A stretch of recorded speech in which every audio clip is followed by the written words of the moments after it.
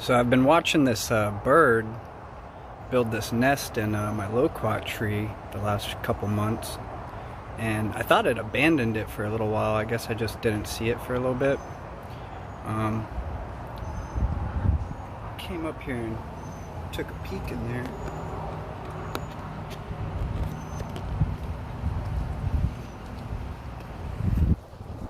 Definitely a little bird in there. It's crazy.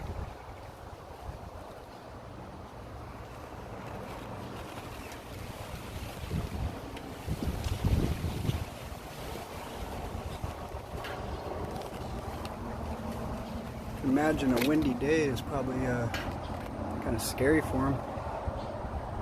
Rainy, windy.